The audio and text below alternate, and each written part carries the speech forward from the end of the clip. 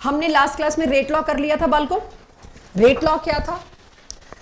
Rate law था rate of reaction depends on concentration of reactants raise to power stoichiometric coefficient that may or may not be equal to stoichiometric coefficient. You cannot predict rate law by merely looking balanced chemical equation. This alpha and beta is maximum up to stoichiometric coefficient. Alpha और beta की value stoichiometric coefficient से बड़ी नहीं हो सकती, ये जरूर कहा जा सकता है, उससे ज्यादा नहीं हो सकती। अगर ए के आगे 3 लिखा है तो alpha can not be more than 3, ये जरूर है।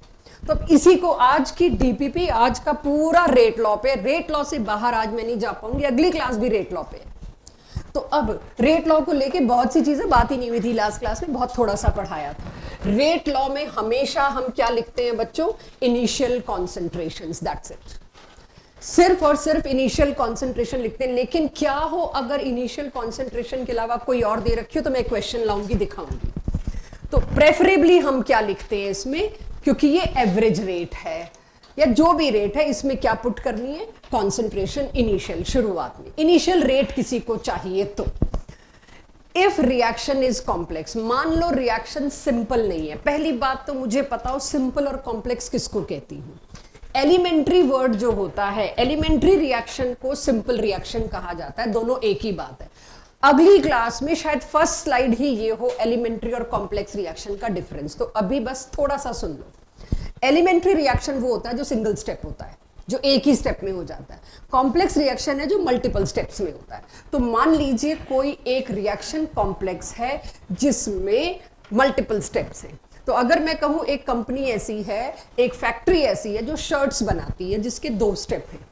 एक सेक्शन, एक स्टेप है जिसमें शर्ट की बॉडी बनती है, और दूसरा स्टेप है जिसमें शर्ट के कॉलर बनते हैं। जिस स्टेप में शर्ट के कॉलर बन रहे हैं वो बहुत फास्ट है, क्योंकि एक छोटा सा टुकड़ा है, वो दिन के 500 कॉलर्स बना रहे हैं। लेकिन जिस जगह पर, जिस स्टेप में, स्टेप 2 या स्टेप 1 जो भी की शर्ट की बॉडी बननी है, जिसमें बटन्स भी लगने हैं, वो काफी स्लो है। वो एक दिन में 100 शर्ट की बॉडी बना पा रहे हैं। तो एक दिन का आउटपुट 500 कॉलर डिसाइड कर रहा है कि 100 शर्ट की बॉडीज। तो हमेशा रेट कौन डिसाइड करता है? जो धीमा चल रहा है। रिले रेसिंग में भी यही है। एक्चुअली विन कौन करेगा, वो कौन, या लूज कौन करेगा, कौन डिसाइड करता है? जो जिसमें एक भी सबसे धीमा भागने वाला है, असल में तो उसने तय करना है हम जीतेंगे कि नहीं जीतेंगे। तो slowest step is rate determining step, that is RDS. अब से लेके जब भी आप आरडीएस देखेंगे, it is rate determining step. तो अगर मैं आपको एक कॉम्प्लेक्स रिएक्शन देती हूं, ये आपको शक्ल से नहीं पता चलेगा कौन सा रिएक्शन कॉम्प्लेक्स है, कौन सा सिंपल है। क्वेश्चन में बोला होगा या आपको हम कुछ बताएंगे तब। तो अगर इसका स्टेप 1, स्टेप 2, स्टेप 3, 3 स्टेप दे रखे हैं। ए से पहले क्या बन रहा है? बी। फिर बी से क्या बन रहा है? सी। सी पूरे रिएक्शन में नहीं है, पक्का सी क्या है? इंटरमीडिएट। कार्बोकेटाइन बनता था ना अपना, तो वो इंटरमीडिएट है। तो सी फिर एक और ए से रिएक्ट करके क्या बना रहा है? डी और ई। ओवरऑल तीनों को ऐड करोगे पक्का ये आएगा। अब इसका रेट लॉ क्या होगा? Decided by slowest step. Slowest step के हिसाब से स्टोइकियोमेट्रिक कोफिशिएंट कॉपी कर दो। रिमेंबर मैंने बार बार बोला है मे और मे नॉट बी। जब तुम्हें पता है कोई रिएक्शन सिंगल स्टेप है, तुम स्टोइकियोमेट्रिक कोफिशिएंट्स को ऊपर लगा सकते हो। अनलेस यू नो, मतलब आपको सबसे बड़ी चीज, हर एक जगह नहीं स्टोइकियोमेट्रिक कोफिशिएंट चिपका देने, ओनली इन एलिमेंट्री रिएक्शन। अब यहां पर तो दे रखा है ये स्टेप 2, ये स्टेप 3, तो यानी ये सिंगल स्टेप है। तो यानी कि आपसे किसी भी कॉम्प्लेक्स रिएक्शन का अगर हम पूछेंगे रेट लॉ, तो वो रेट लॉ स्लोएस्ट स्टेप का चुपचाप उठा के दे देना। That will be rate law of whole reaction. अब शर्ट की बॉडीज बन रही हो, वो बन रही हैं 100, कॉलर बनते रहे 500, 1000, मुझे क्या परवाह है? It does not make any difference to me. फालतू का स्टॉक और इन्वेंट्री तो इकट्ठी हो रही है, मेरे लिए तो आउटपुट क्या है? 100 शर्ट्स डे की। It's only slowest step which will be included in rate law. Clear? अब इसी के ऊपर एक आधा क्वेश्चन देखते हैं। आज मैं आपको डीपीपी में नहीं उलझा रही, डीपीपी के क्वेश्चन मैंने यहाँ लिख दिए कि आप वो डीपीपी में उलझे ना। सारे क्वेश्चन ले रही हूँ आज, क्योंकि पहली डीपीपी है, मेरे को चैप्टर का बेस बनाना है। सो ये सेम क्वेश्चन आपकी डीपीपी का उठाया है मैंने, पता नहीं चौथा था, 8वां था, जो भी था, सेम क्वेश्चन उठा लिया। ये काफी बचकाने छोटे मोटे क्वेश्चंस हैं, ऐसा कुछ भी मिल सकता है, बस आपको फास्ट और स्लो ढूंढना होगा और वो लिख के दिया जाएगा। अब एक और चीज लेती हूं मैं, ये लिख लेना मेरे साथ साथ, rate law for reversible reaction. इसमें फॉरवर्ड और बैकवर्ड दोनों हुआ करता है, यही होता है रिवर्सिबल। चलें आगे, चलिए अब रिवर्सिबल मेरे साथ साथ समझिए और लिखते भी जाइए, बहुत इजी सा है। दिस, ये एक ऐसा रिएक्शन दिया जो कि रिवर्सिबल होता है। तने आपका लास्ट चैप्टर में क्या क्या मिसिंग है, कौन से टॉपिक तक क्लासेस प्रॉपर लगा पाए थे अपनी याददाश्त के हिसाब से? यस, कंडक्टिविटी, यानी आपने व्हीटस्टोन ब्रिज और मीटर ब्रिज वाली क्लास लगाई थी। ओके, उसके बाद वाला गायब है। क्या प्लान ऑफ एक्शन है, उसको छोड़ना है या करना है, कैसे? कोई प्लान ऑफ एक्शन मुझे बताइए और मुझे बताइए उसका टेस्ट कब देंगे। सारे रिकॉर्डेड लेक्चर्स देखिए, उसकी डीपीपी करनी पड़ेंगी, इतनी आसान नहीं है। मतलब इट्स नॉट कि ये चैप्टर होता तो मैं कह भी देती हो जाएंगी, बट रिकॉर्डेड लेक्चर्स अगर आप देखेंगे मैक्सिमम क्वेश्चंस क्लास में लिए गए। तो डीपीपीज के लिए 2 दिन निकालिए, बैक टू बैक करिए और उसके बाद उसका टेस्ट दीजिए, तब तक ये चैप्टर फिनिश हो लेगा। दोनों साथ चलाने हैं या इलेक्ट्रोकेमिस्ट्री सीधा नवंबर में करना है, मुझे अपने ये बताना है, क्योंकि आई डोंट वांट ये जाए, आई डोंट वांट इलेक्ट्रो जाए। तो जब भी लास्ट ईयर भी बच्चे किसी वजह से छोड़ते हैं, यही डिसाइड होता है अभी या फिर नवंबर में, ये तुमने डिसाइड करना है। तो अगर साथ साथ करना है तो अगली क्लास से उसका अपडेट भी मुझे शेयर करना, ठीक है? चलिए, सो ये मेरे पास रेट की मैं बात करूं तो पिछली क्लास और आज की क्लास को क्लब करूं तो रेट यही लिख सकती हूं इसकी टर्म्स में, एचआई की टर्म्स में, प्रोडक्ट के टर्म में लिखना है तो मैंने ऐसे लिख दिया। इट इज इक्वल टू, पहली बार है आपके पास ये, rate of forward reaction minus rate of backward reaction. Forward कितनी स्पीड से भाग रहा है? 100। बैकवर्ड कितनी स्पीड से भाग रहा है? 80। ओवरऑल स्पीड क्या आएगी? 20। क्योंकि लिखा इस तरह से तो मान के हम चल रहे हैं रिएक्शन ओवरऑल फॉरवर्ड में हुआ होगा, वरना उल्टा लिखते। तो फॉरवर्ड माइनस बैकवर्ड, तो फॉरवर्ड पे रेट लॉ लगाया तो ये होगा, बैकवर्ड पे रेट लॉ लगाया तो ये होगा। बट मुझे एक चीज पता है, ये तो समझ आ गया, rate of forward minus rate of backward. मुझे एक चीज पता है, अगर इसमें इक्विलिब्रियम आ गया, क्योंकि मेरा क्वेश्चन तो यही बता रहा है इक्विलिब्रियम आ गया, रिवर्सिबल रिएक्शन में आफ्टर सम टाइम इक्विलिब्रियम आना तो तय है। शुरू होगा बात अलग है, लेकिन 1-2-3 घंटे बाद तो इक्विलिब्रियम उसमें आना ही आना है, तो मेरे को भी इक्विलिब्रियम पे आना पड़ेगा। तो इक्विलिब्रियम आने का मतलब क्या है? फॉरवर्ड और बैकवर्ड का रेट बराबर, means this is equals to this. Am I right? तो ये दोनों मैंने यहां पर लिख दिए, देखिए फॉरवर्ड का रेट ये और बैकवर्ड का रेट ये, एवरीवन HI का होल स्क्वायर क्यों किया दिख रहा है सबको? क्योंकि 2HI था। अब जब ये दोनों बराबर हैं, दो कांस्टेंट एक इक्वेशन में क्या कर रहे हैं भाई? एक साइड लेके आओ, तो K forward bye K backward, तो बैकवर्ड को इधर नीचे लाई, तो अब आपको पता है मैंने टाइम बचाया, products by reactants raise to power their stoichiometric coefficient, यही आएगा, चेक कर लो। यानी कि मेरे पास किसी रिवर्सिबल रिएक्शन में सीधा सीधा क्वेश्चन आता है, पास्ट ईयर में आया हुआ है, हालांकि अभी हम उम्मीद नहीं करते इतने इजी क्वेश्चन आते हैं, बट पास्ट ईयर में मिलेगा आपको। आपको KF की वैल्यू दे रखी है, KB की वैल्यू दे रखी है, इन तीनों की कॉन्सेंट्रेशन दे रखी है, रेट ऑफ रिएक्शन पूछा है, तो KF की वैल्यू पुट कर दोगे, forward minus backward, simple mathematical calculation, बहुत सिंपल, और रेट उसमें दिया हुआ है। सो यहां पॉइंट ये है कि मुझे बस पता होना चाहिए मैं इक्विलिब्रियम में क्या पढ़ के आई हूं। KF बाई KB और कुछ नहीं, इक्विलिब्रियम कांस्टेंट हुआ करता था, which is equal to concentration of products by reactant raise to power stoichiometric coefficient. देख लो वही होगा। हमने क्या किया है? क्रिस क्रॉस ही तो किया है, इसको इधर ले आए और KB को इधर ले आए, तो वही तो है प्रोडक्ट बाय रिएक्टेंट। यस, तो इक्विलिब्रियम पर दोनों का रेट बराबर हुआ, तो ये इक्विलिब्रियम कांस्टेंट K जब मैंने आपको दिया था 11th में तो बोला था लॉ ऑफ केमिकल इक्विलिब्रियम ये है जी, कहां से आया बाद में बात करेंगे, बस अभी मानो यहां से आया। पर तब काइनेटिक्स पढ़ा नहीं था हमने, तो मैं ये लॉ ऑफ मास एक्शन ला नहीं सकती थी, तो कुछ अजीब सा डिस्ट्रीब्यूशन है अपने सिलेबस का, बट प्रॉब्लम भी जायज है, या तो काइनेटिक्स रखते 11th में और इक्विलिब्रियम रखते 12th में, बट अब अगलों ने रखा काइनेटिक्स 12th में, तो मैं लॉ ऑफ मास एक्शन तब लाना मेरे को सही नहीं लगा, जबकि यूनिवर्सिटी में 2-3 क्वेश्चंस थे लॉ ऑफ मास एक्शन पे इक्विलिब्रियम में, और मैंने कहा था छोड़ दो, अब लॉ ऑफ मास एक्शन बच्चों का खेल लगेगा आपको। ठीक है, क्लियर सबको? चलिए, अब अगर ये मैंने देख लिया तो मुझे एक क्वेश्चन तो करना पड़ेगा इस पे। अगेन मैं आपको एक कॉम्प्लेक्स रिएक्शन दे रही हूं, ये भी आपकी डीपीपी का शायद 8वां क्वेश्चन है ऑब्जेक्टिव। मैं आपको देख लेना 8वां ही, मैं आपको एक कॉम्प्लेक्स रिएक्शन दे रही हूं, स्टेप 1 स्टेप 2 स्टेप 3, ध्यान से देखो। स्टेप 1 स्टेप 2 स्टेप 3 जो है, और ये मतलब ध्यान रखना है एनसीईआरटी के लिए भी एप्लीकेबल है, राइट। स्टेप 1 में क्या लिखा है यहां पर, रैपिड इक्विलिब्रियम। अगर मैं ना लिखती, आपका पहला डाउट आना था मैम इक्विलिब्रियम जब आ गया है, आप जानते हो रिवर्सिबल रिएक्शंस तो स्लो होते हैं। रिवर्सिबल रिएक्शन की शर्त यही होती है कि वो स्लो है, तभी बैकवर्ड पाथ ट्रेस हो सकता है। लेकिन स्पेशली हम मेंशन कर रहे हैं रैपिड इक्विलिब्रियम, तो don't assume every equilibrium is slow.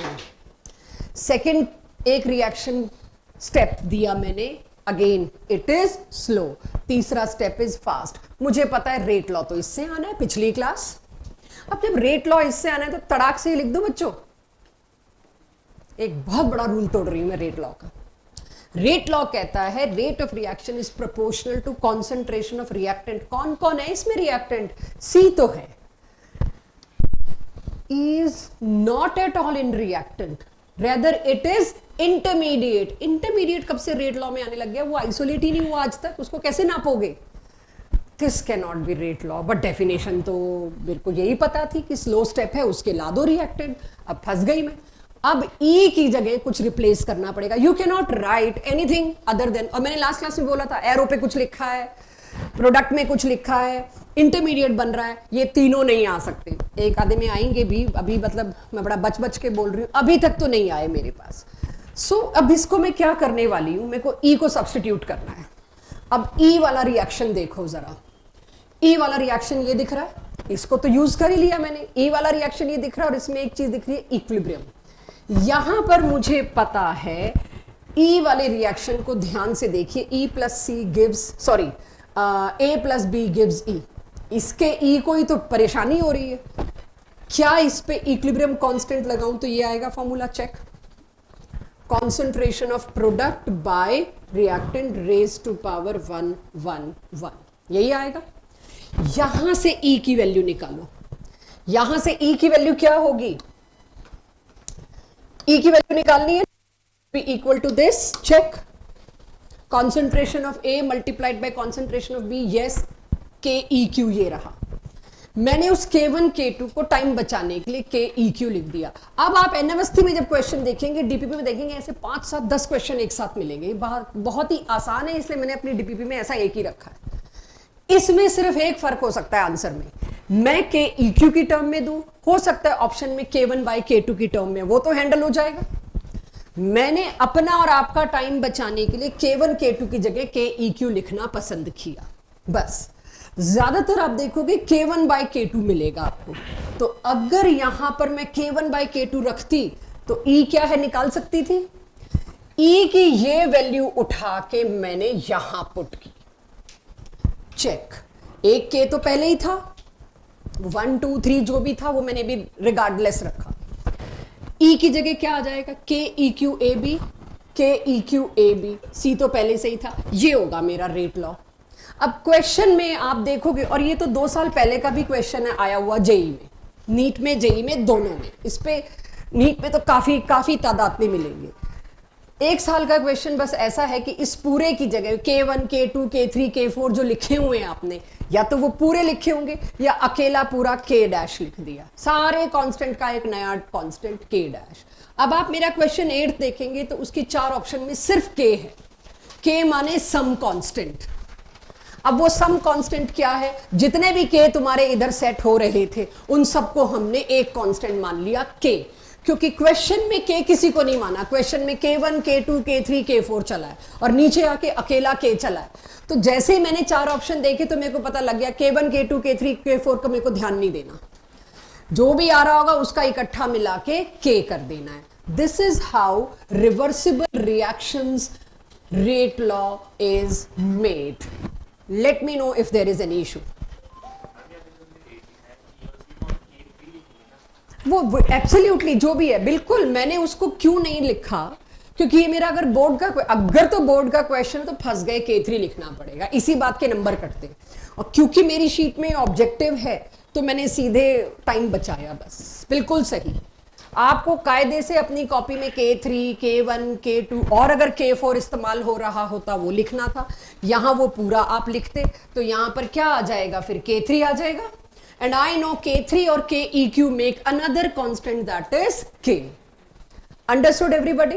अब आ जाती हूं मैं इस डीपीपी के 2-3 अच्छे क्वेश्चंस डिस्कस करने फॉर जेई नीट। पहले तो उसके बाद अभी एक टॉपिक और आएगा बेसिक एनसीईआरटी का, I am coming on that also. लेकिन एक क्वेश्चन 12th, पता नहीं इसको मैं मतलब इसको तो कहूंगी ये मतलब इसकी सोल्यूशन मत देखना जो हमने दिया, इतनी लंबी 1 पेज की दे रखी है, मुझे पता नहीं क्यों वो सोल्यूशन डाली है, मुझे थोड़ा इजी वे तो ये लगा। पढ़िए क्वेश्चन 12th, देख के बड़ा घबराओगे, है कुछ भी नहीं, पढ़िए।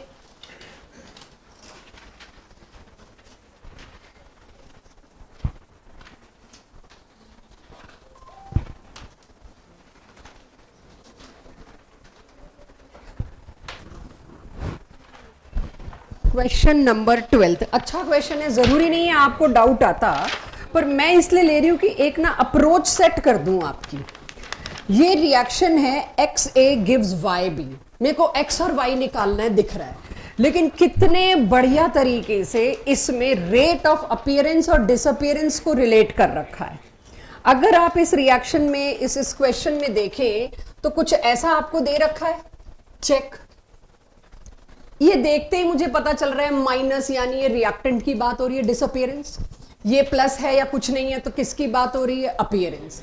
मेरे को इसको देख के हिट किया। अगर आप मेरे से पूछे मेरे को कहां से इसमें लगा कि क्वेश्चन डुएबल है, जैसे ही मैंने ये देखा पक्का log 2 है, इसकी जगह मैं log 2 भी लिख दूं तो एक्सेप्ट कर लोगे, लिख के दिया नहीं जानबूझ के। अब कोई कहे कि log की वैल्यू क्यों याद रखनी जरूरी है, ये क्वेश्चन जनवरी मेंस का है, तो क्यों log की वैल्यू आपको 0.301 कहीं नहीं लिख के दे रखा इस क्वेश्चन में कि बच्चों इसका मतलब क्या है। ये आपकी अपनी बुद्धि है कि 0.301 क्या है, log 2। तो खैर मैंने सोच लिया, जैसे ही ये देखा काम खत्म हो गया, मैं log तीनों जगह से हटा दूं। जब log हटा दूंगी तो ये इक्वेशन ये बन जाएगी बालको, क्या रहा, कुछ भी नहीं। ये तो पिछली क्लास पूरी यही था। अब मेरे से पूछा क्या है, मेरे को तो यहां देख के ही पता चल रहा है कि क्या था। अब आप मुझे बताइए ये 2 इधर क्यों आया होगा, मेरे को फिर सोचना पड़ेगा। रेट ऑफ डिसअपीयरेंस या अपीयरेंस तब हम इक्वेट करते जब हम रेट ऑफ रिएक्शन निकालते। ये वाला रेट ऑफ रिएक्शन में कुछ मल्टीप्लाई होता है, तो क्या मल्टीप्लाई होता है, एक्चुअली में मल्टीप्लाई के बजाय डिवाइड होता है, स्टोइकियोमेट्रिक कोफिशिएंट। पक्का ये यहां से गया होगा तभी वहां पहुंचा होगा, अदरवाइज ऊपर तो हम कोई नंबर लिखते नहीं। ये यहां गया होगा तो ये मतलब अब इस बोतल को दोबारा उठाना नहीं, या ऐसी जगह रखो जहां तुम्हारा हाथ पैर ना लगे प्लीज, मेरे को बड़ी इरिटेट करती है चीज। तो ये 2 यहां है, अब ये 2 यहां, इसका मतलब क्या है, वो जो XA गिव्स YB था, A के आगे क्या लगेगा 2 और Y के आगे क्या लगेगा 1। तो इन्होंने X और Y पूछा है, पता नहीं क्या पूछा है, देखना जरा। हाँ, X और Y पूछ के शांति नहीं पड़ रही इनको कि X और Y पूछेंगे तो ये तो बच्चा बता लेगा, जो नॉन मेड का मैथ्स का बच्चा है उसके लिए क्या है ये चीज। इसमें पूछ लिया इन चारों में से कौन से रिएक्शन का ये रेट लॉ है। जो भी रिएक्शन ऐसा हो जिसमें 2A गिव्स B, वो चुनो जिसमें एग्जैक्टली डबल हो रहा है प्रोडक्ट, B की A। हाँ, एन ब्यूटेन आइसोब्यूटेन में तो नंबर ऑफ कार्बन सेम ही है, सॉरी चश्मा नहीं लगाया हुआ था मैंने। सो अब आप पकड़ तो लोगे क्या था ये, तो ये, हाँ जी बोलो। प्लस डी भी मैंने नहीं लगाया, अब उसको एक्सक्यूज कर दो, बोल दिया ना ये प्रोडक्ट है। अच्छा कर दो यार काम, मतलब इस चीज को तो इग्नोर कर दो, ठीक है, हो गया होगा, पता नहीं क्यों हाथ चल गया। मतलब आप कॉन्सेप्ट समझे, मैंने फिर ए क्यों लिखा हुआ है, मैंने गलत लिखा है, it is very obvious B आएगा, ठीक है। अब ये मेरा प्लस माइनस इधर उधर का जो सिंबल वाला है इसको एक्सक्यूज कर देना। अब आ जाता है क्वेश्चन नंबर 13। मैं दिखा इसलिए रही हूं करके कि ये क्वेश्चन, लंबे लंबे क्वेश्चन देख के घबराना नहीं, ऐसी सिमिलर इक्वेशन एनसीईआरटी में दे रखी है, वो मैंने यहां डीपीपी में शायद सब्जेक्टिव में डाल दी है, वो इक्वेशन चौथे पांचवें इक्वेशन में सिमिलर सी, बहुत बड़ी सी, या आगे आएगी, बस उसमें थोड़ा सा रिएक्शन बदल के मैंने आपको एक इक्वेशन दे दी। और क्वेश्चन में कहा है कि इनिशियली FeSO4 इतना लिया, आधे घंटे बाद इतना हो गया, rate of production of this निकालो, सिवाय इक्वेशन के कुछ भी कॉम्प्लेक्स नहीं है इसमें।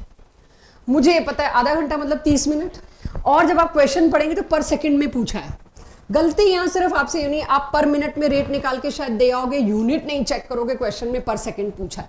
तो आधा घंटा माने 30 मिनट को इंटू 60 भी करना पड़ेगा, बस वो इंटू 60 जिससे छूटेगा वो गलत करेगा। स्टिल मुझे पता है इस रिएक्शन का रेट FeSO4 को किससे डिवाइड करूंगी, 6 से, और वो मेरे को गिवन है। कैसे गिवन है वो बता रही हूं आपको, दे ही रखा है, वो पुट करूंगी मैं यहाँ पे।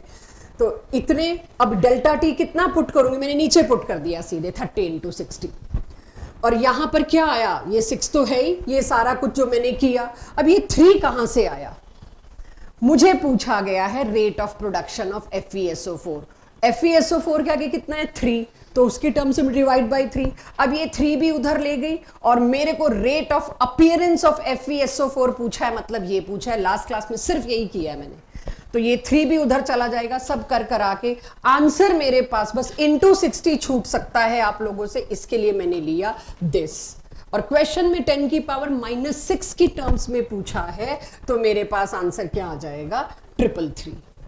अब अगर तुम इस क्वेश्चन में ध्यान दो, तुम ये डिवाइड कर रहे हो और यहां तक पहुंचे, यहां तक तो मिनिमम पहुंचना ही पड़ेगा तुमको। पहला नॉन जीरो डिजिट क्या आंसर दोगे, 300 -1। कैसे डिसाइड होगा कि मेरे को कौन से डिजिट पे रुकना है। 10 की पावर -6, तो मेरे को 0 के बाद 3 डिजिट्स तो 0 में ही निकल गई, मतलब डेसिमल के बाद 3 और चाहिए। कुछ भी हो इस क्वेश्चन में, डायरेक्टली नहीं बोला लेकिन इसने बता दिया 10 की पावर -6 की टर्म में चाहिए, तो डेसिमल के बाद 6 डिजिट्स तक आपका क्वेश्चन जाना चाहिए। आपने 3 पे रोक दिया तो आप बड़ी खुशी खुशी आंसर क्या देके आओगे, 300, क्योंकि आप आगे तो 0 लगा लेते हैं हम 10 की पावर -6 है। और अगर 33 पे करा तो 330 दोगे आंसर, तो भी गलत। आंसर क्या है, 333। ये पास्ट ईयर क्वेश्चन है। तो यहां पे डिफिकल्टी लेवल क्या दे दिया, इसमें बच्चा -1 कोई क्यों करा के आया होगा, बिकॉज उसने आंसर 3 पे रोक दिया। 300 आंसर लिख के आए और आपकी आंसर था 333। अंडरस्टूड। तो ये क्वेश्चन में सिर्फ ये लिया इसलिए कि एक तो इंटू 60 आप भूल सकते हैं, और आंसर में डेसिमल कौन कंट्रोल करता है अगलों ने पहले ही बता दिया मेरे को किस रेंज में चाहिए। तो 6 डिजिट तो 0 के पॉइंट के बाद आपको देनी पड़ेगी। तो ये एक क्वेश्चन था। चलिए एक क्वेश्चन 14th में पूरा नहीं करा रही, ये नीट वाले बच्चों के लिए तो मुझे नहीं लगता होना चाहिए, ना ये स्कूल लेवल है, ये सिंपल मैथ्स है। इस 14th क्वेश्चन को मैंने काफी देर लगाई कि मैं छोटा कर दूं, पर छोटा हो नहीं सकता, ये लगेगा लेंथी क्वेश्चन, और मैंने इसकी हिंट यहां पे अभी आपसे बात करती हूं। पहले अपनी कॉपी में या अपने शीट में क्वेश्चन 14th पढ़िए सभी लोग, खासकर जेई वाले बच्चे। नीट में ये 4 क्वेश्चंस के बराबर है। अगर नीट वाले बच्चे करते हैं तो दे नो कि ये उतना टाइम लेगा जितने आपके 4 क्वेश्चन लेंगे। उस इंफॉर्मेशन को मैंने सिंप्लीफाई किया है। मेरे को सी की कॉन्सेंट्रेशन, क्योंकि प्रोडक्ट है 10 से 20 हो रही है, बढ़ रही है, राइट। सी की कॉन्सेंट्रेशन 10 से 20 मिलीमोल्स हो रही है। कितने सेकंड्स या मिनट्स में कुछ दे रखा है बच्चों, तो इन 10 सेकंड्स, यानी तुम्हारे पास सी की टर्म्स में, मतलब रेट ऑफ अपीयरेंस ऑफ सी तुम दे सकते हो 1।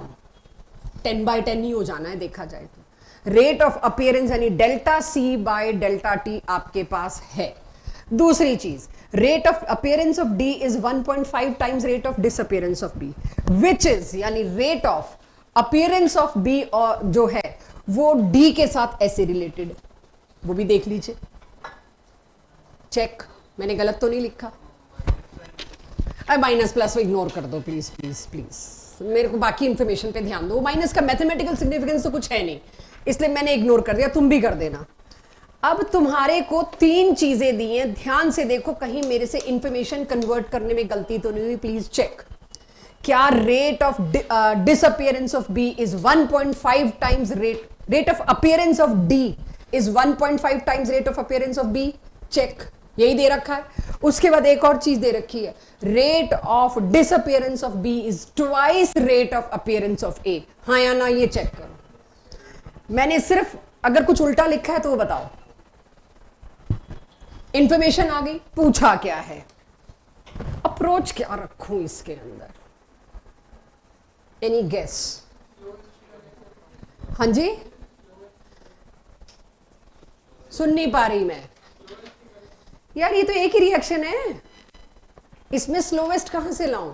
इसी रिएक्शन का रेट पूछा, अगर इसमें स्टेप्स हो रखे होते तो स्टेप्स देता ये मेरे को, स्टेप्स तो दिए नहीं, मतलब ये एलिमेंट्री रिएक्शन है।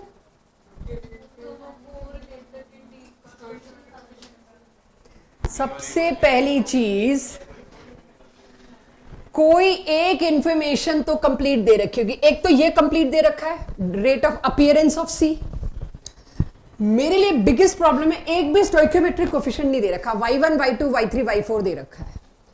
अब आपका मैथमेटिकल स्किल क्या होगा, थोड़ा लंबा क्वेश्चन है, सभी में कोई एक लाना पड़ेगा, या तो सबको y1 की टर्म्स में एक्सप्रेस करो, सबको y2 की टर्म्स में एक्सप्रेस करो, सबको y3 की टर्म्स में एक्सप्रेस करो, या सबको y4 की टर्म्स में एक्सप्रेस करो, और कोई तरीका नहीं। उसके लिए मैंने क्या किया, और आपको डेल्टा सी पता है, आपको delta C by delta T पता है, मतलब rate of appearance of C है। सारे y अगर एक टर्म में ले आओगे, तो आज मैं इस क्वेश्चन में सिर्फ हिंट देके भेज रही हूं, मैथ्स वाले बच्चे इसको अगली क्लास में करके आएंगे, वरना अगली क्लास की शुरुआत में यही लूंगी मैं। आप अब देखिए, जब मेरे को एक बात बता रखी है या मुझे पता है, rate of reaction can be express like this like this like this और like this, check.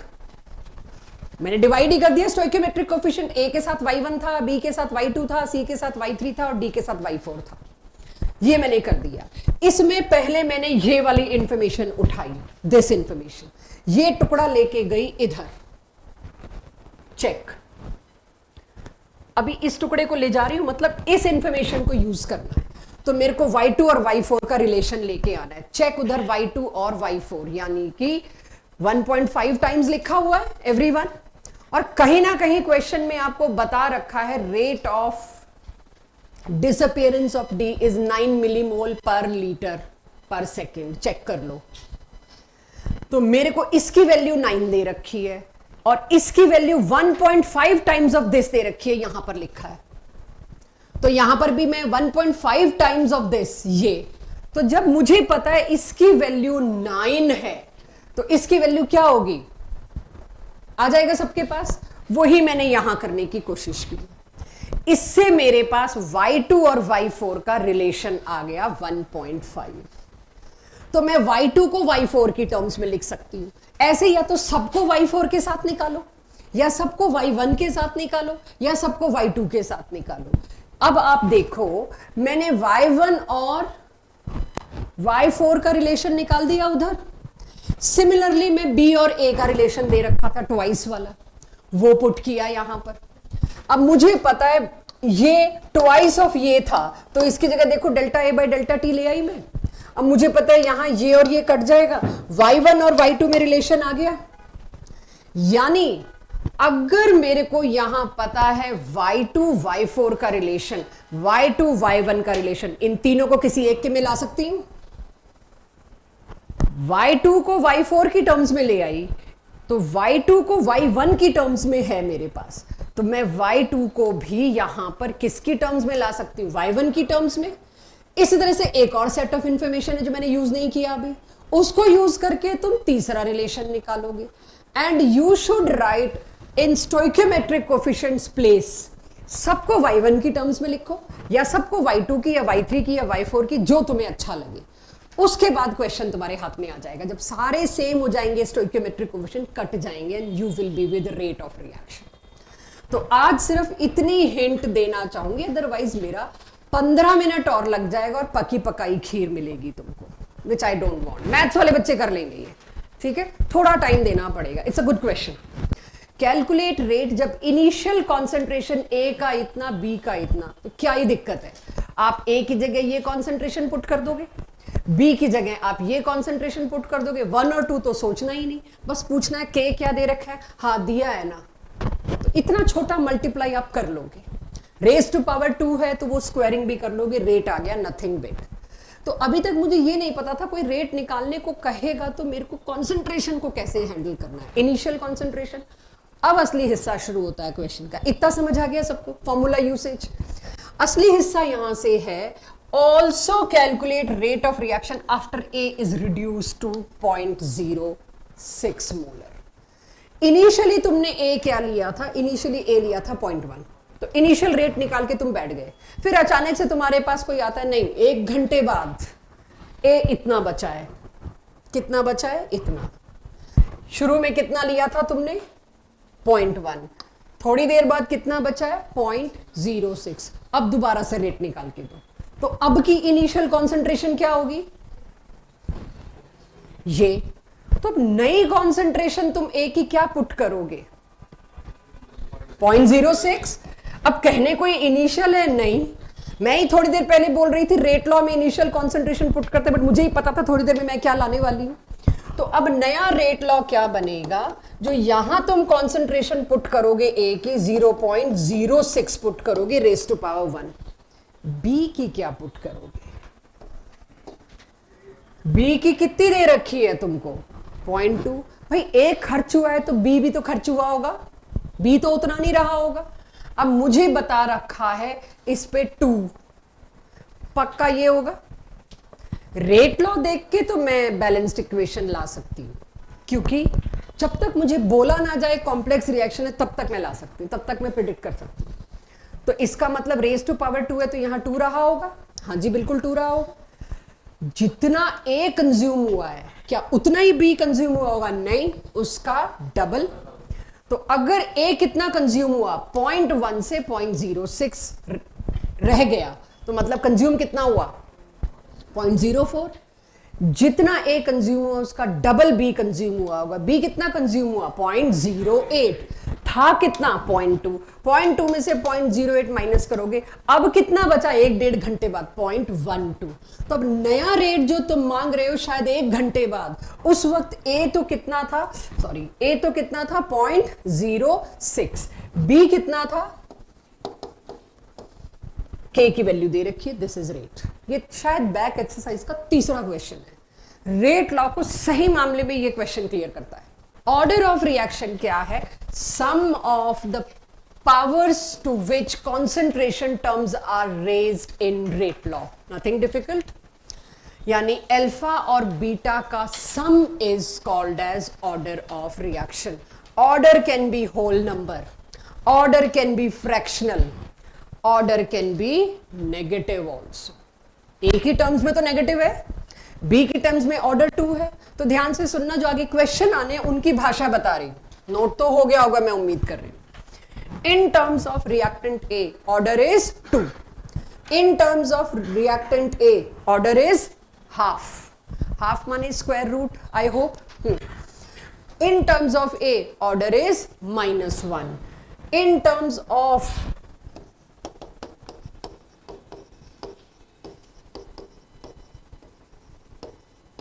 B order is 0।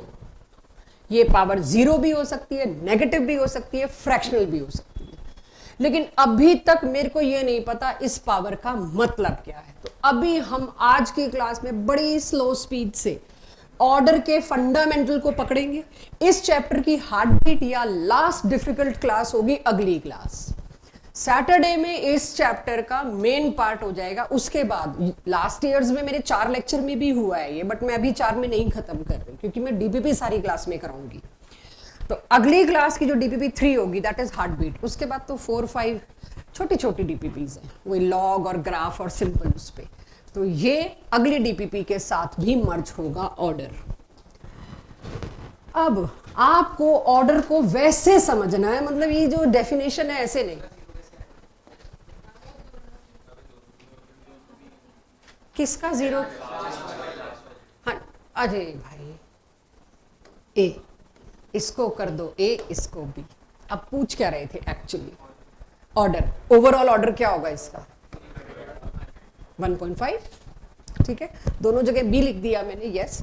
तो अब आपको पता लग गया होगा मैं स्लाइड्स पहले क्यों बना के रखती, जो तो उस वक्त लिखना पड़ जाए मेरे को, उसका ये हाल होता है बिकॉज मेरा फोकस मेनली आपकी तरफ होता है। एनीवेज, ऑर्डर का अभी तक आपको डेफिनेशन पता है जिसका कोई सिग्निफिकेंस आपको नहीं पता। अब से लेके आज की क्लास के एंड तक ऑर्डर को इस तरह से क्लियर करके जाना है कि आपको डेफिनेशन की जरूरत नहीं पड़े। एक्चुअल मतलब क्या है ऑर्डर का, आई एम स्टिल अनअवेयर, उसकी तरफ चलते हैं। उससे पहले यूनिट्स, लास्ट क्लास में काफी हद तक यूनिट्स आप मेरे को बता चुके थे, बट एक बार दोबारा, यूनिट किस पे डिपेंड करेगी? लास्ट क्लास में आपने कहा था पावर्स पे। करो, ये मेरे को पढ़ाना नहीं चाहिए, 12वीं के बच्चों को तो नहीं पढ़ाना चाहिए। मेरे बैच में तो बच्चे 90+ वाले ही होते हैं सारे, तो उन बच्चों से ये तो मैं उम्मीद करती हूँ। Even anything in this unit में कोई सजेशन, कोई गलती मैंने प्लस माइनस कर दिया हो? हाँ,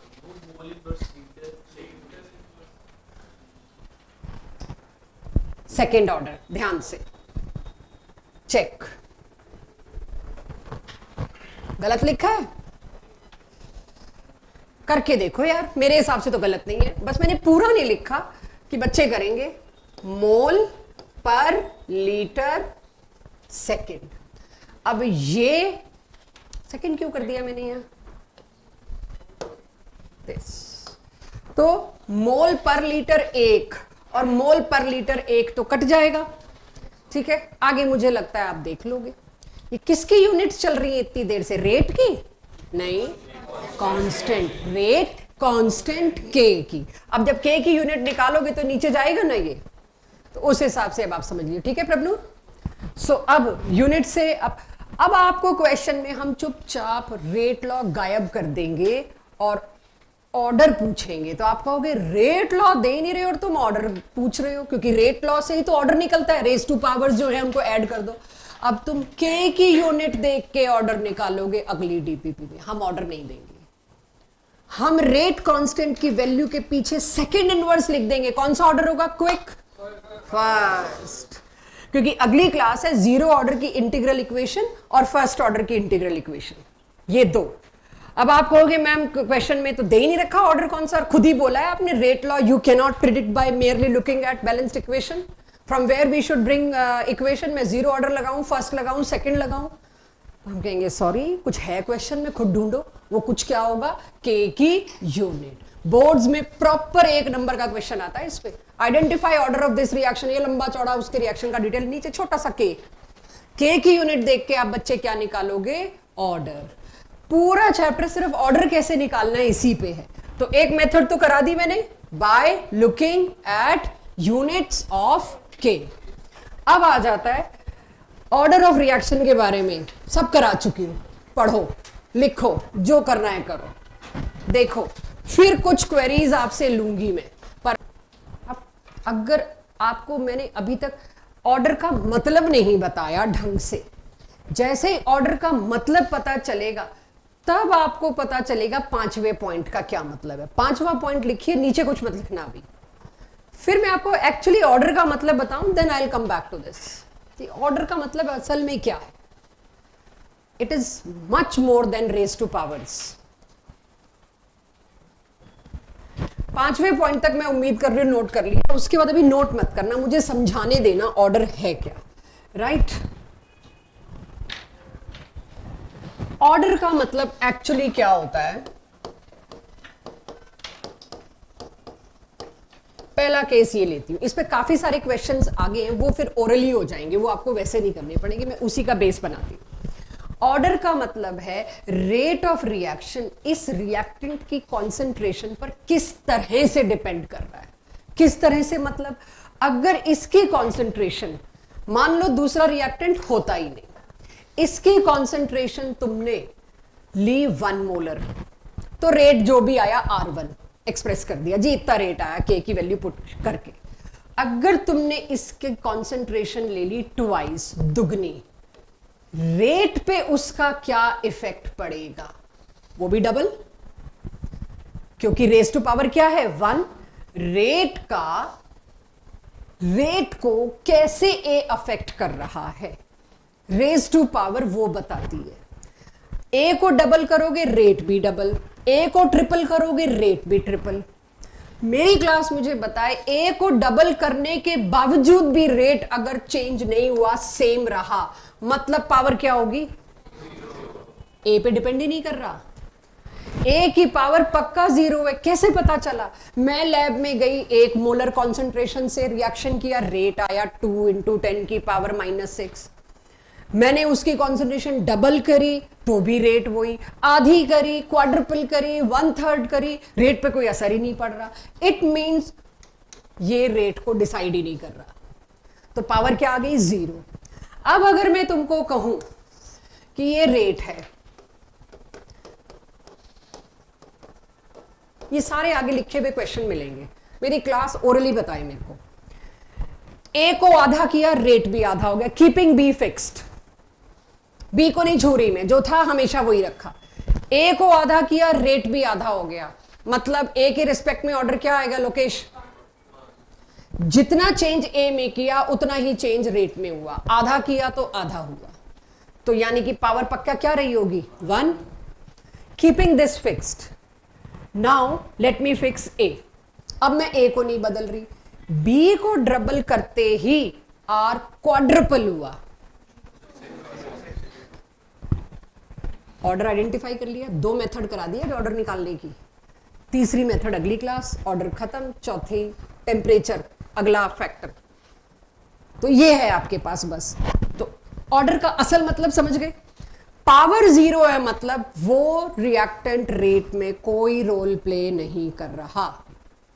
जैसे कि एक पौधे की बात करूं, आना है अभी एग्जाम्पल, उसके लिए सबसे ज्यादा उसका रेट ग्रोथ का कितना बढ़ रहा है, राइट?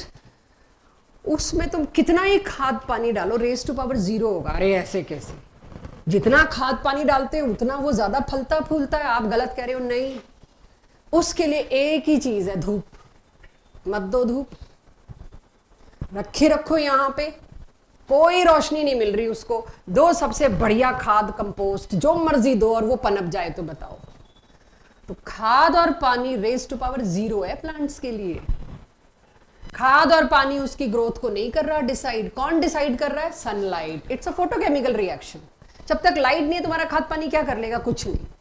सो अब अगर मैं रेट की बात करूं, ऑर्डर की बात करूं, तो अब समझ पाएंगे ऑर्डर का एक्चुअल मतलब क्या है। अब आते हैं उस पे, फिर 0 ऑर्डर कैसे हो सकता है? एक तरफ तो तुम लॉ ऑफ मास एक्शन और रेट लॉ बता के आए और कह रहे हो rate of a reaction is decided by या proportional to concentration of reactant. पहले तो तुमने ये बोला और अब कह रहे हो जी रिएक्टेंट पे डिपेंड ही नहीं करेगा। ऐसा कैसे? रिएक्टेंट बढ़ाएंगे तो रेट क्यों नहीं बढ़ेगा? क्योंकि रिएक्शन तो उन्हीं से। 0 order is something very special.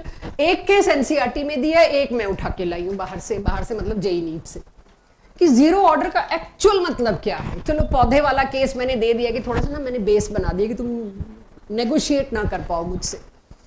अब आप सोच के देखिए, एक और अक्सर ये रिएक्शन, अगर मैं ये फोटोकेमिकल रिएक्शन ना देती, नॉर्मल रिएक्शन देती, अक्सर ये रिएक्शन ऐसे होंगे जिसमें सॉलिड कैटलिस्ट होगा, जिसपे गैसेस रिएक्ट कर रही होंगी। यही मिलेगा तुमको 0 ऑर्डर। क्यों भाई? बहुत ध्यान से समझना, एनसीईआरटी से उठा के ला रही हुई। क्वेश्चन जेईई नीट में इसमें बहुत गंदा आता है थियोरेटिकल। ये एक रिएक्शन है, decomposition of HI। Everybody have a look. HI टूट रहा है किस में? H2 और I2 में। ये रिएक्शन किससे कैटलाइज हो रहा है? गोल्ड। गोल्ड एक ट्रांजिशन मेटल है जो एक अच्छा कैटलिस्ट है, जिसके ऊपर गैस आके एड्सॉर्ब होती है। 2 HI के मॉलिक्यूल आपस में कोलॉइड करते हैं और 2 H और 2 I मिलके H2I2 बना लेते हैं। कैटलिस्ट का रोल यहां पे क्या? मल्टीपल फोल्ड्स रिएक्शन का रेट बढ़ा दिया। कैटलिस्ट का रोल है, एक तो ये सरफेस दे रहा है सारे गैस मॉलिक्यूल्स को, तुम इधर उधर भटको मत, आ जाओ सारे। और सरफेस देने के अलावा साथ ही साथ जब सबके सब गैस मॉलिक्यूल्स को एक सरफेस मिल गया, उनका कोलिजन कितना इफेक्टिव हो जाएगा, दूर गए ही नहीं कहीं, यहीं पे कोलाइड करके यहीं पे H2I2 बन गया। तो रेट तो बढ़ना था जी।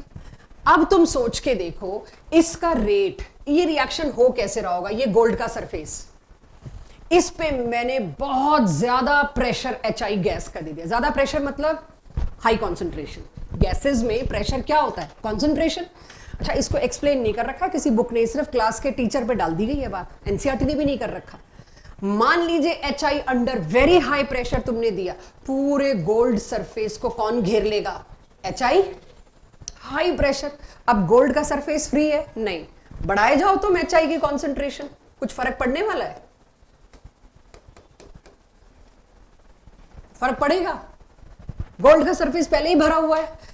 Under special condition, under a very specific condition, and that specific condition is high pressure. बहुत हाई प्रेशर पर गोल्ड के ऊपर HI ऑलरेडी फुली एड्सॉर्ब्ड है सरफेस के ऊपर।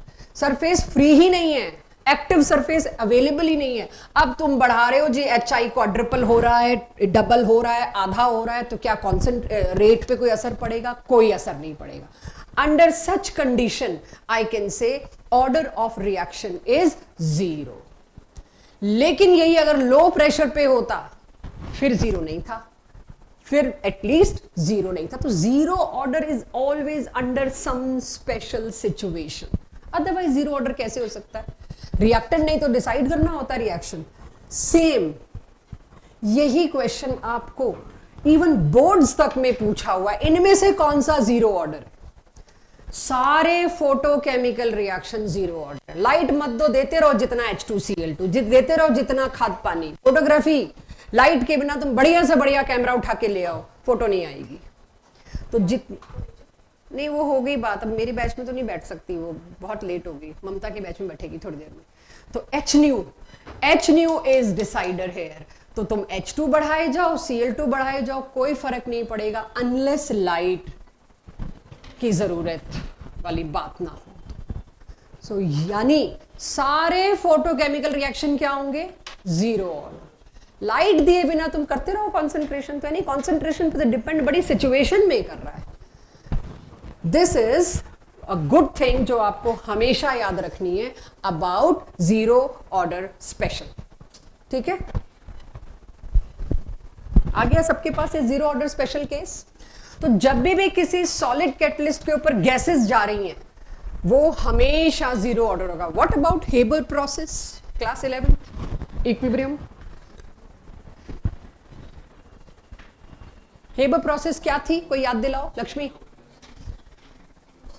हाँ, NH3 बनता था, N2 plus H2 gives NH3, या NH3 डिकम्पोज होता था, उसका उल्टा कर दो, NH3 decompose into N2 and H2।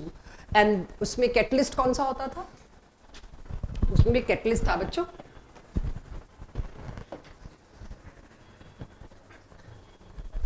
Platinum, iron, कोई भी कैटलिस्ट हो सकता है बट प्रेफरेबली प्लेटिनम।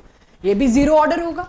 सेम इसमें क्या कर दूंगी, under high pressure of ammonia, ये क्या होगा, 0 ऑर्डर। लेकिन ये स्पेशली नीट और जेई के लिए कुछ और डिटेल पढ़ना है, this is non NCERT part, ध्यान से सुनो। अगर आप इस ये हेबर प्रोसेस का रिवर्स है, it is not Haber process, ammonia का डिकॉम्पोजिशन। अमोनिया का यहां पर जो डिकॉम्पोजिशन हुआ, if I am taking under high pressure, तो तुम लोग 1 मिनट में, तुम लोग 1 मिनट में बता दोगे अंडर हाई प्रेशर हमें पता है 0 ऑर्डर होगा। बट यहां बस अब इतने से जान नहीं छूटनी, यहां एक इंफॉर्मेशन और है आपके पास। एक्चुअली में एक्सपेरिमेंटली हमें पता चला, जो कि चलता ही एक्सपेरिमेंटली है, इसके लिए rate law is this. Note कर रहे हो मेरे साथ इसको? इसके लिए rate law was found to be this, very complicated दिखने में बट जो है सो है। Rate law is found to be this, K1 और एक K2 और है, ऐसा कुछ रेट लॉ दिया गया, आपको ये याद होना चाहिए। अब कंडीशन नंबर 1 लेते हैं बच्चों। सी, अगर pressure, partial pressure of ammonia is not very high, अगर थोड़ा ही अमोनिया लिया होता तो प्लेटिनम का सरफेस पूरा तो नहीं भरना था, फिर तो ऑर्डर 0 नहीं हो सकता। क्या होगा ऑर्डर, समझ भी लो फिर नोट भी कर लो साथ साथ। पार्शियल प्रेशर अगर स्मॉल है अमोनिया का, ध्यान से, ये टर्म छोटी है, ये टर्म छोटी है, भी छोटी है, 1 के कंपैरिजन में दिस कैन बी इग्नोर्ड। ऊपर वाले को तो इग्नोर कर नहीं सकते, सिंगल टर्म है, लेकिन 1 में जो ऐड हो रहा है वो इग्नोर होगा। Under small pressure this can be ignored. अगर इसको मैं इग्नोर कर दूं बच्चों, तो रेट इक्वेशन में ऑर्डर क्या आ गया, 1। This is first order reaction, और वो इसके साथ बताना पड़ेगा, ये आपको याद होना चाहिए, ऑब्जेक्टिव में मिलेंगे क्वेश्चन, एनएमएसटी में मिलने वाले। लेकिन अगर प्रेशर बहुत हाई है, this can not be ignored everyone. अब जब ये इग्नोर नहीं किया जा सकता तो रेट लॉ तो ये हो जाएगा, देख लो एक बार, जब ये बड़ा है तो 1 इग्नोर होगा। When partial pressure of ammonia is high, very high, under high pressure, तो उसके सामने 1 छोटा हो गया, 1 इग्नोर हो गया। अब जब 1 इग्नोर हो गया, अच्छा इन दोनों को तो एक कांस्टेंट बना दूं, काट नहीं रही K1 K2 को, K1 by K2 is another new constant that is K, तो ये तो एक नया कांस्टेंट बन गया, ये और ये कट गए, क्या बचा? Zero order. तो जो थ्योरी में एनसीईआरटी में एक लाइन में समझा दिया गया और मैंने भी उसको सरफेस के हिसाब से समझाया, क्योंकि एक चैप्टर जो काट दिया गया सरफेस केमिस्ट्री, उसमें इसका पूरा लॉजिक होता था, ये सरफेस ऑक्यूपाई करने वाला पूरा मैकेनिज्म था। तो हमारे पास नॉलेज है, हमने बता दिया, लेकिन मैथमेटिकली इसको कैसे एक्सप्रेस करूंगी पिछले वाले कॉन्सेप्ट को? ऐसे रेट लॉ से प्रूफ करके दिया, यस जीरो ऑर्डर की कंडीशंस कुछ खास होती हैं, ऐसे ही आप अपनी मर्जी से किसी को जीरो ऑर्डर नहीं कर सकते। अब किसी का छूट गया हो तो नोट करिए। तो under low pressure it is first order, under high pressure it is zero order, किसी भी सूरत में it is not second order. You cannot put that to by merely looking at equation, जब तक आपको एक्सपेरिमेंटली या कोई हिंट ना दी जाए question. This is you need to take care. याद रहेगा सबको? आ गया सबके पास? अब आ जाते हैं ऑर्डर के फिजिकल सिग्निफिकेंस पे, जो मैं आपको ऑलरेडी बता चुकी। उसके कुछ छोटे छोटे क्वेश्चन डीपीपी 2 के आ गया सबके पास यहां तक। हम इम्प्लीमेंटेशन करते हैं, ये नोट मत करना प्लीज, बहुत बचकानी चीज है, आपके बताने के लिए मैंने कुछ नोट किया हुआ है बस। अगर इसमें ए की कॉन्सेंट्रेशन को डबल करूंगी कीपिंग बी फिक्स्ड, रेट पे क्या असर होगा? नो इफेक्ट बोल दो, ठीक है? तो इस पे नो इफेक्ट, ये फिजिकल सिग्निफिकेंस है जो आप ऑलरेडी कर चुके। If B is doubled keeping A fixed and if B is doubled A is also doubled, rate double. कोई फर्क नहीं पड़ रहा, तुम करते रहो जीरो ऑर्डर वाले को कुछ भी। फिजिकल सिग्निफिकेंस तो मेरी क्लास को आ गया, तो बढ़िया। ये आपके डीपीपी का क्वेश्चन है, खोलना मत। डीपीपी 2 तो दी नहीं ना, गुड आंसर। फर्स्ट में 4 टाइम्स सेकंड, आधा, पावर 1 है तो हाफ। जितना भी R1 होगा R2 उसका आधा हो जाएगा, जितना भी R1 होगा R2 उसका 4 टाइम्स हो जाएगा। ये क्वेश्चन ऑब्जेक्टिव पास्ट ईयर्स है। और बची रख दो बस, उस बैच में चली जाएंगे, वहीं छोड़ दो, कोई नहीं कोई नहीं जी। अब मेरे पास है a reaction is second order with respect to a reactant. How is rate of reaction affected if the reactant is reduced to half? 4 सुनाई दिया था मेरे को, सॉरी दिस। अभी मैं दिखाऊंगी अगर ये क्वेश्चन बोर्ड में आया तो कैसे अटेम्प्ट करना है। ये 1/4 में आपको 0 नंबर मिलेगा, अभी मैं बताऊंगी, पहले कॉन्सेप्ट चेक कर ले। और इसका प्रूफ है हमारे पास, कॉपीज का फोटोस्टैट, टॉपर कॉपीज का फोटोस्टैट प्रूफ है हमारे पास, हम शेयर कर लेंगे आपके साथ कि ये उस बच्चे की कॉपी का मैं दिखाऊंगी कैसे किया है जिसके 100 आउट ऑफ 100 आए, मतलब 70 में से 70 नंबर आए। वो बच्चा कैसे कर रहा है वो आपको दिखाती हूं अभी। But order is 3 everyone. अगर किसी एक चीज की रिएक्टेंट की कॉन्सेंट्रेशन बढ़ाने पर कितनी बिकम्स 27 टाइम्स, इफ 3 टाइम्स, तो फिर तो 3 की पावर 3 होगी 27। तो यहां अगर आप ऑर्डर इज 3 लिख के आए मार्क्स नहीं मिलेंगे। इसको आपको बोर्ड्स में या सब्जेक्टिव में कैसे करना है, लेट मी शो यू। अब आपको बोला गया second order with respect to A, तो रेट 1 इज के ए की पावर 1। पहले तो ये समझ लो, पहले तो आप समझोगे कि क्या लिखा है। सेकेंड ऑर्डर है ना, पावर 2 दिस। पहले तो मैंने क्वेश्चन उतार लिया। पहली कंडीशन में रेट रहा 1, दूसरी कंडीशन में क्या होगा, affected if reactant is reduce to half. आपको लिख के बताना पड़ेगा, अगर मैंने इसको A/2 किया, यही करना है मुझको, डिवाइड कर दिया दोनों इक्वेशंस को, ये और ये कट गया, ये और ये कट गया, R1/R2 क्या होगा? 4, 2 की पावर 2 4। अब मेरे से क्या पूछा था? नया रेट। आपको हेंस देयरफॉर वो सब करना है यहां पे, ठीक है? R2 is equals to what? 1/4 times of therefore hence, और टॉपर की कॉपी में एक डब्बा और बना होता है। ये मैंने खुद देखा है कॉपीज के फोटोस्टैट में, नीचे एक डब्बा और बना होता है हेंस करके, तो उसको मिलते हैं पूरे 1 नंबर। आप चाहे कॉन्सेप्ट दिखाया हो अपना, लेकिन आपको ऐसे दिखाना है सिमिलरली अब तो इसमें भी दिखा लेंगे। इसमें कैसे दिखाएंगे? R1 इज 1, R2 इज 27 गुना, यही बोला मुझको, और दोनों के अंदर K जो था वो कट जाना है, लेकिन मेरे को दिखाना पड़ेगा। पहले फर्स्ट कंडीशन, फिर दूसरी कंडीशन, फर्स्ट और सेकंड को डिवाइड करना पूरा, और यहां पर A की पावर अल्फा और A की 3 गुना अल्फा। M I right? फिर कट कटा के आपके पास क्या शक्ल आएगी इसकी वो देखना है। वो शक्ल आएगी, सॉरी, 1/27 इज इक्वल्स टू 1/3 की पावर अल्फा। अल्फा क्या हो तो ताकि LHS RHS इक्वल हो, वो लिख के फिर वो डब्बा, ऑर्डर इज 3। यही पूछा है क्वेश्चन में, तो वो जो आपने एकदम से लपक के बोल दिया, ये नहीं लिखा, मार्क्स कटेंगे। तो अब आई थिंक ऑर्डर का फिजिकल सिग्निफिकेंस आपको बहुत बढ़िया पता चल गया। लास्ट कैटेगरी जो मेरी तरफ से थी आज के क्वेश्चंस की वो ये है। इसके 1-2 क्वेश्चन कराऊंगे, फिर आई थिंक टेस्ट होगा तो उसमें टाइम लगेगा। अब आप इतनी देर से आज क्या कर रहे हो? ऑर्डर आइडेंटिफाई करने का तरीका। ऑर्डर अब आपको लैब में तो ले जा नहीं सकती मैं, तो 2 मेथड्स दिए आज। एक मेथड आपको दिया K की यूनिट, दूसरा मेथड आपको दिया अब ये, एक को फिक्स कर दो, दूसरे को दुगना तिगना कर दो। तीसरा मेथड अगली क्लास में आएगा, हाफ लाइफ, और चौथा मेथड भी अगली ही क्लास में आ जाएगा, that is integral rate law. तो ऑर्डर और कॉन्सेंट्रेशन वाला फैक्टर तब खत्म होगा। अब आपके पास एनसीईआरटी बैक एक्सरसाइज का एक और क्वेश्चन है, बेसिक, और ये ऑब्जेक्टिव में आ रहे हैं, अभी इस साल के जेई में भी आए हैं। ये क्या है? इसमें A और B 2 reactant gives product. Product तो मेरे इंटरेस्ट में ही नहीं है। अब एक्सपेरिमेंट नंबर 1, एक सेक्शन ऑफ क्लास ने क्या किया, A की कॉन्सेंट्रेशन 0.2 और B की कॉन्सेंट्रेशन 0.3 और रेट कितना आया लिख दिया। सेक्शन 2 ऑफ द क्लास ने क्या किया, नहीं, A की कॉन्सेंट्रेशन तो 0.2 रखी, लेकिन B की कॉन्सेंट्रेशन को 1/3 कर दिया। किसी को 1/3 ना जमे तो यूं करके 3 गुना कर सकते हो, 3 टाइम्स ही तो है, यहां से यहां में। रेट क्या हुआ?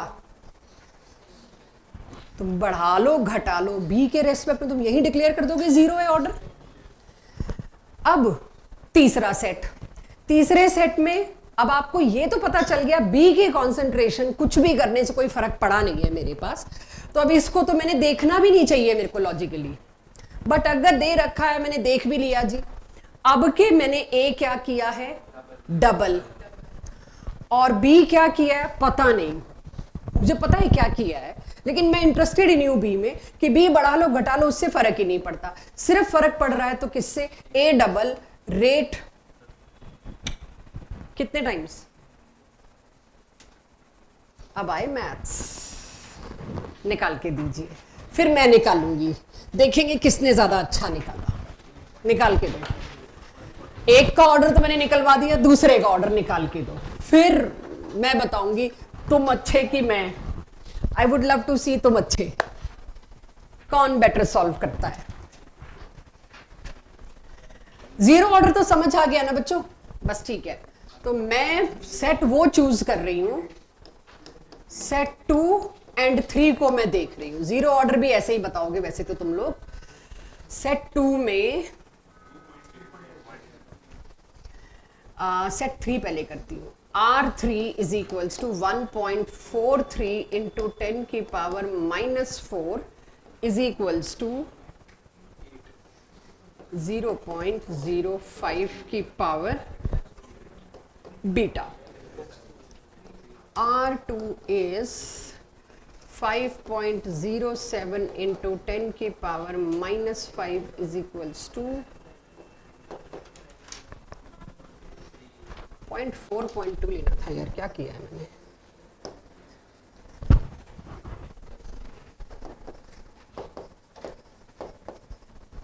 आंसर नहीं आया अब तक। ऑर्डर 2.8, घर बैठो दोबारा करो इसको, दोबारा करो 2.8। आई डोंट बिलीव, दोबारा करो, या तो मेरे को गलत याद है, तो सिर्फ कोशिश कर रही हूं। चेक, यहां तक पहुंचाओ पहले। लॉग यार, और इजी मामला चूज करो प्लीज। अच्छा, 2 की पावर अगर 1 होती तो आंसर क्या आता, 2। 3 लाने के लिए क्या होनी चाहिए पावर? क्यों? लॉग देखना है 1.5। केमिस्ट्री में इतना ही स्किल चाहिए बस। पता है मुझे लॉग टेबल नहीं मिलेगा, आपको 2 4 की वैल्यू याद है बस, ठीक है। अब उसमें कई बार log 3 की वैल्यू कोई कह दे हमें तो दो जी, हम तो नहीं देंगे। मैं तुम्हारी बात नहीं कर रही, मैं जनता जनार्दन की बात कर रही हूं। तो जब मेरे को ये तरीका पता है, मैं क्यों ना 1.5 दे दूं? वो ठीक है, लॉग करोगे 1.6, बाल को नंबर ना कट जाए बस। जो एनसीईआरटी बोर्ड में आंसर एक्सेप्टेड है, मैं वो बात कर रही हूँ तुमसे।